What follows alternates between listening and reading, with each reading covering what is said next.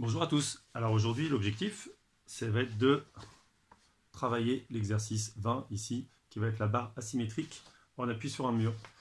Alors avant de commencer cet exercice, il faut bien comprendre le paramétrage. Donc vous avez une barre que j'ai représentée ici en bleu, qui va être en contact ici avec votre mur au point E ici. Cette barre va être prise, va être maintenue par deux câbles ici, en A et en B. La barre ici, elle n'est simplement que posée sur le mur, elle va pouvoir glisser. Alors on va regarder effectivement comment elle peut glisser. Cette barre, elle est posée contre le mur, mais elle n'est pas parfaitement horizontale. En fait, elle est inclinée vers le bas.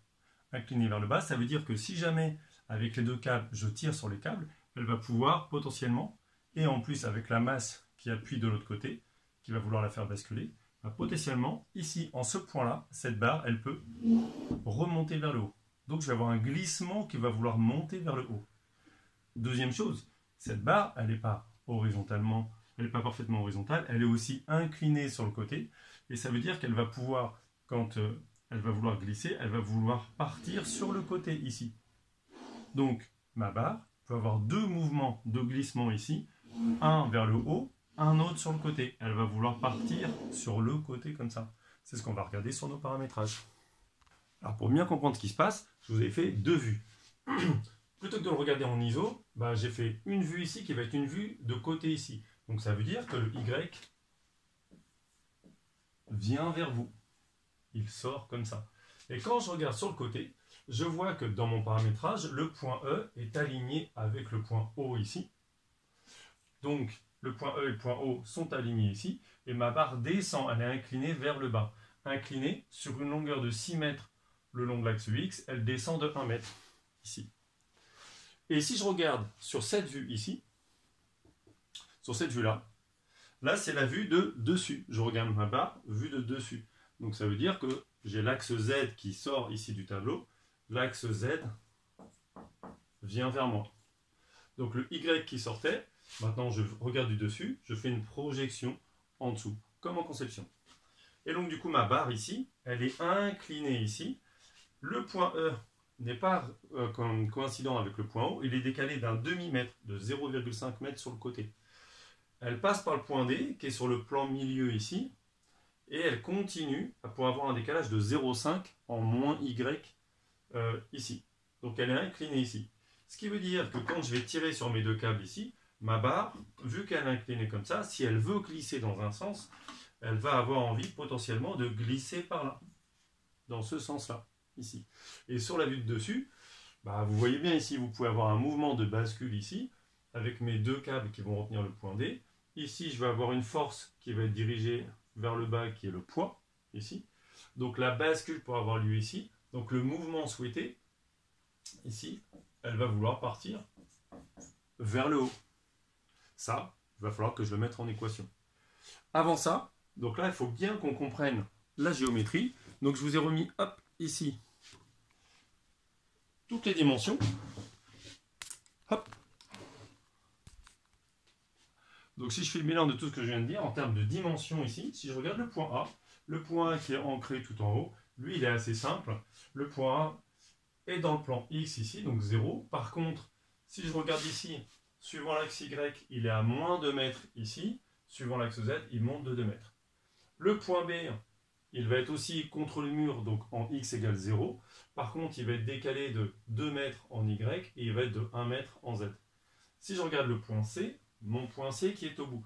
Et c'est pour les points C, D, E qu'il y a des particularités. Souvent, les valeurs de 0,5 que vous oubliez et qui vont effectivement rendre vos équations complètement fausses.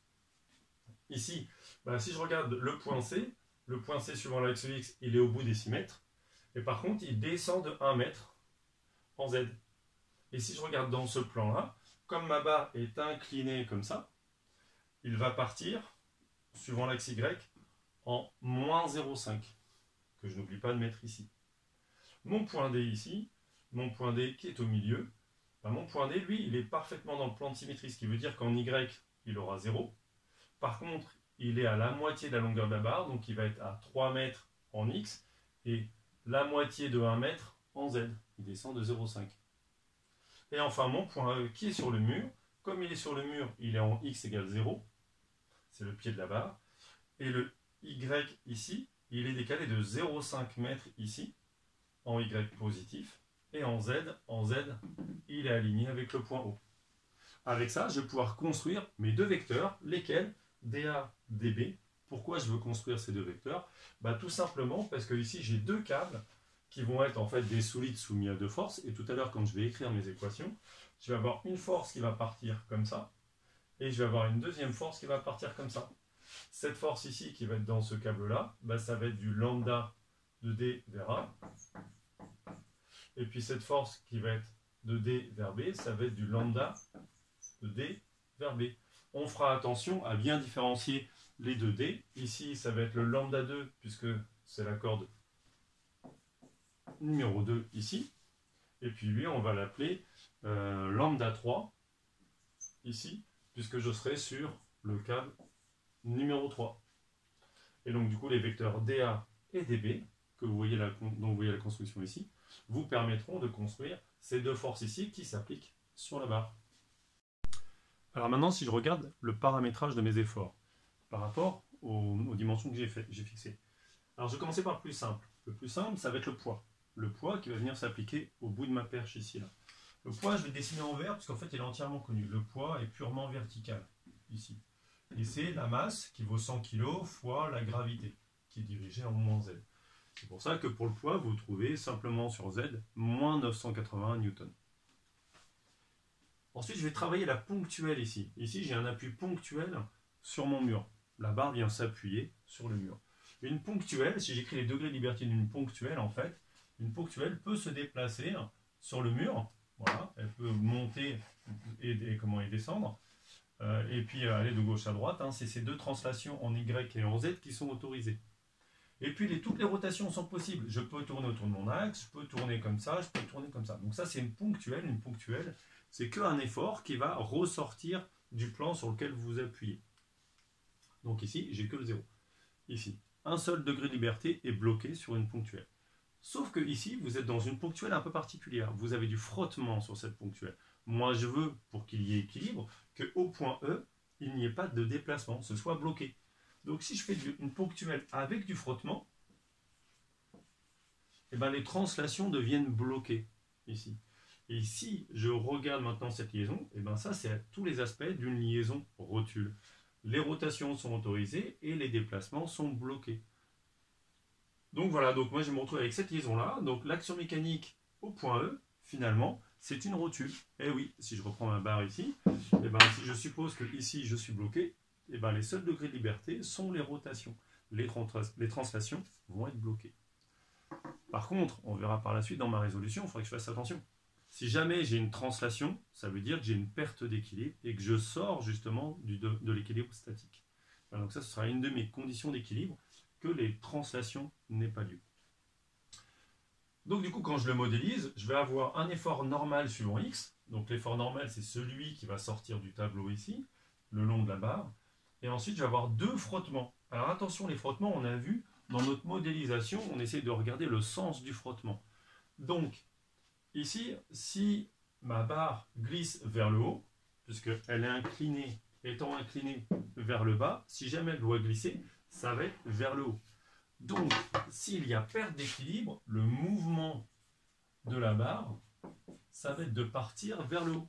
Donc, l'effort suivant l'axe Z va s'opposer au mouvement, et donc je vais avoir un effort TZ qui va partir vers le bas, d'où le moins TZ ici. Pareil pour l'axe Y, comme je suis décalé comme ça, si jamais il y a glissement, le glissement se fera en partant dans le sens de Y positif. Donc ça veut dire que si jamais je veux retenir ce mouvement, je vais générer au contact du mur un effort suivant l'axe Y qui va s'opposer au mouvement qu'il risque d'y avoir. C'est pour ça que je vais avoir du TY qui va être lui aussi négatif. Voilà, donc ça c'est le point un peu compliqué dans votre modélisation, de bien comprendre la cinématique, le mouvement qu'il risque d'y avoir.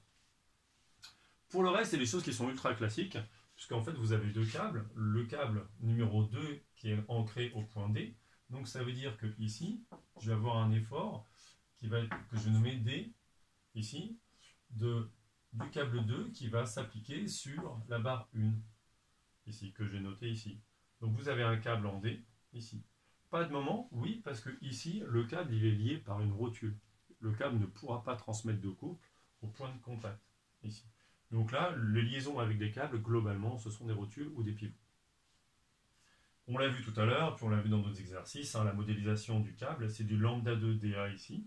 Donc il suffit que je multiplie mon vecteur dA qu'on a écrit précédemment, que je multiplie par le facteur lambda 2. Et vous allez avoir votre modélisation ici liée au câble. Je vais faire pareil pour le deuxième câble. Ici, je vais avoir une force ici, qui va être la force du solide 3, le câble 3, sur la barre 1. Donc au câble 3 en D, je vais avoir l'action mécanique de 3 sur 1 en D. Mon câble qui va être modélisé par la direction du câble fois un lambda, ici. Et vous allez le retrouver comme ça. Voilà, ça c'est votre modélisation de votre exercice. Quand vous avez fait ça, vous avez fait, on va dire, 90% de l'exercice. On va voir pour la suite. Si je compte mes inconnus, parce qu'effectivement, il va falloir que je fasse un ou plusieurs PFS, donc j'ai besoin de savoir combien de PFS je vais faire. Là, si je compte mes inconnus ici, j'ai l'effort normal ici, un effort tangentiel suivant Y, un effort tangentiel suivant Z, le lambda 2 qui va être ici, c'est le même ici 3 fois, et le lambda 3 qui va être ici.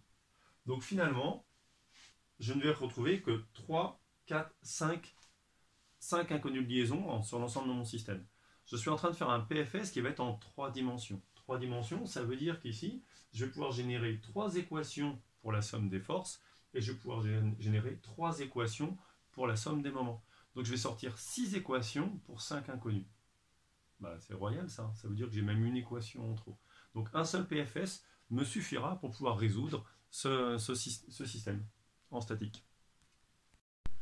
Arrive maintenant le moment de la résolution. Pour pouvoir résoudre mon équilibre statique, je vais écrire somme des forces égale à 0 et somme des moments égale à 0, évidemment. Où est-ce que je vais écrire les moments? Je vais les écrire au point E. Pourquoi au point E? Parce qu'au point E, c'est là où j'ai le plus d'inconnus. J'ai déjà 3 inconnus au point E. Donc ici, si je l'écris au point E, ça va me permettre de simplifier ma résolution d'équation. Toujours écrire là où j'ai le plus d'inconnus. Super. Ensuite, je vais vous poser une question là ici, parce qu'il y a quelque chose de très particulier. Est-ce que j'ai le droit d'utiliser la relation T égale Fn ici? Et bien dans ce cas-là ici, la relation qui va lier T et N ici, je ne peux pas l'utiliser pour la simple et bonne raison, c'est que je ne sais pas si ça glisse. Rappelez-vous, cette formule T égale Fn, elle est vraie à quel moment? Elle est vraie uniquement quand vous êtes à la limite du glissement. Sauf que c'est ça que je cherche à démontrer moi. Est-ce que je glisse? Est-ce que je ne glisse pas? Est-ce que je suis à la limite? Aucune idée. Donc qu'est-ce que je vais devoir faire dans cet exercice-là? Il va falloir que je calcule la valeur de N, que je calcule la valeur de T. Tiens, la valeur de T. Comment je la calcule à partir de TY et TZ? Ah oui, parce que là, je me retrouve avec une force de frottement qui a 2 composantes, une en X et une en Y. Donc en fait, au point E ici, si je redessine le point de contact ici en E, en partie suivant Y, l'autre partie suivant Z, vous allez avoir, j'aurais dû le dessiner autrement, TY qui est ici, TZ qui est ici, ils sont négatifs tous les deux, et donc en fait, votre effort T, hop, le point E, je vais le dessiner ici, votre effort tangentiel, c'est la somme des deux. Vous allez la voir ici. En fait, le vecteur T, ça va être 0 moins TY moins TZ. Ça, c'est votre vecteur T. Donc le T qui est ici, c'est la norme de ça. Donc ça veut dire que T, sans vecteur, ou que je peux noter norme de T, ça va être TY au carré plus TZ au carré, le tout à la racine. C'est la longueur de ce vecteur ici, en X et en Y, pour le frottement. Voilà, donc pour synthétiser, votre résolution, somme des forces, somme des moments, vous allez calculer N, TY et TZ, et ensuite, vous allez vous poser la question tout à la fin pour savoir, donc vous allez résoudre les valeurs de TY et TZ et de N, et bien là, vous allez vous poser la question, est-ce que je glisse ou est-ce que je ne glisse pas? quand vous serez tout à la fin de votre résolution, vous aurez fait donc votre somme des forces, votre somme des moments, vous arrivez ici, la valeur de n, 4280, la valeur de ty, 713, la valeur de tz, 1694. J'en profite pour vous dire, attention, hein, les petits n qui sont ici, c'est la même écriture, mais ça n'a rien à voir. Ce n'est pas le n de l'effort normal, ça c'est les n, les unités, parce que je suis en newton. Je calcule donc la valeur de t. T, on l'avait dit tout à l'heure, t, eh ben, c'est la norme qui va être de ces deux composantes en y et en z. Donc ty carré plus tz carré, le tout à la racine, ce qui va me donner la norme de ce vecteur t ici qui est incliné. Donc t ici, quand je le calcule, je trouve 1836 newtons. Et là maintenant, il faut que je conclue. Parce que la question c'est, est-ce que la barre glisse ou ne glisse pas? Est-ce qu'il y a équilibre ou est-ce qu'il n'y a pas équilibre?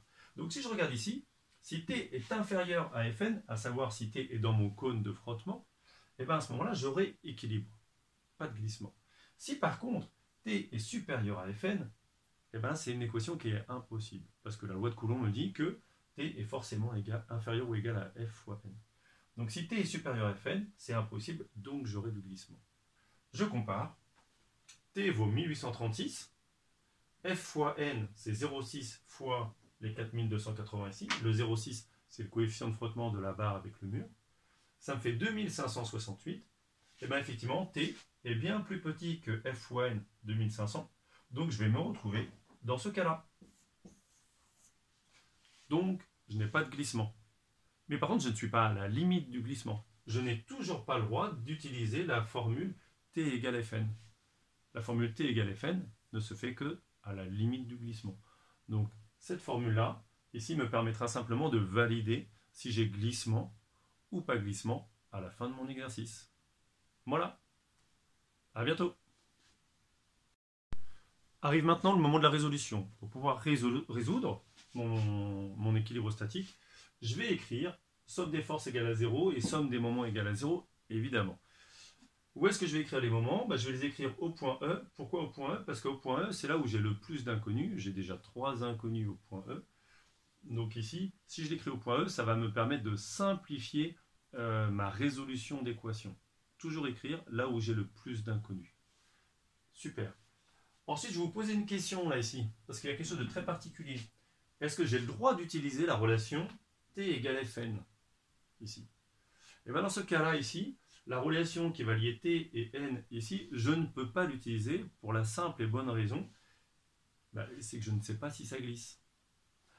Rappelez-vous, cette formule T égale Fn, elle est vraie à quel moment? Elle est vraie uniquement quand vous êtes à la limite du glissement. Sauf que c'est ça que je cherche à démontrer moi. Est-ce que je glisse? Est-ce que je ne glisse pas? Est-ce que je suis à la limite? Aucune idée. Donc qu'est-ce que je vais devoir faire dans cet exercice-là? Il va falloir que je calcule la valeur de N, que je calcule la valeur de T. Tiens, la valeur de T. Comment je la calcule à partir de TY et TZ? Ah oui, parce que là, je me retrouve avec une force de frottement qui a deux composantes, une en X et une en Y. Donc en fait, au point E ici, si je redessine le point de contact ici en E, en partie suivant Y, l'autre partie suivant Z, vous allez avoir, j'aurais dû le dessiner autrement, TY qui est ici, TZ qui est ici, ils sont négatifs tous les deux, et donc en fait, votre effort T, hop, le point E, je vais le dessiner ici, votre effort tangentiel, c'est la somme des deux. Vous allez la voir ici. En fait, le vecteur T, eh ben, ça va être 0 moins TY moins TZ. Ça, c'est votre vecteur T. Donc le T qui est ici, c'est la norme de ça. Donc ça veut dire que T sans vecteur, ou que je peux noter norme de T, ça va être TY au carré plus TZ au carré, le tout à la racine. C'est la longueur de ce vecteur ici, en X et en Y, pour le frottement. Voilà donc, pour synthétiser, votre résolution, somme des forces, somme des moments, vous allez calculer N, TY et TZ, et ensuite, vous allez vous poser la question tout à la fin pour savoir, donc vous allez résoudre les valeurs de TY et TZ et de N, et bien là, vous allez vous poser la question, est-ce que je glisse ou est-ce que je ne glisse pas? Quand vous serez tout à la fin de votre résolution, vous aurez fait donc votre somme des forces, votre somme des moments, vous arrivez ici, la valeur de n, 4280, la valeur de ty, 713, la valeur de tz, 1694. J'en profite pour vous dire, attention, hein, les petits n qui sont ici, c'est la même écriture, mais ça n'a rien à voir. Ce n'est pas le n de l'effort normal, ça c'est les n, les unités, parce que je suis en newton. Je calcule donc la valeur de t. T, on l'avait dit tout à l'heure, t, eh ben, c'est la norme qui va être de ces deux composantes en y et en z. Donc ty carré plus tz carré, le tout à la racine, ce qui va me donner la norme de ce vecteur t ici qui est incliné. Donc t ici, quand je le calcule, je trouve 1836 newtons. Et là maintenant, il faut que je conclue. Parce que la question c'est, est-ce que la barre glisse ou ne glisse pas? Est-ce qu'il y a équilibre ou est-ce qu'il n'y a pas équilibre? Donc si je regarde ici, si t est inférieur à Fn, à savoir si t est dans mon cône de frottement, et bien à ce moment-là, j'aurai équilibre, pas de glissement. Si par contre, t est supérieur à Fn, et bien c'est une équation qui est impossible, parce que la loi de Coulomb me dit que t est forcément inférieur ou égal à F fois n. Donc si t est supérieur à Fn, c'est impossible, donc j'aurai du glissement. Je compare, t vaut 1836, F fois n, c'est 0,6 fois les 4280 ici. Le 0,6, c'est le coefficient de frottement de la barre avec le mur. Ça me fait 2568.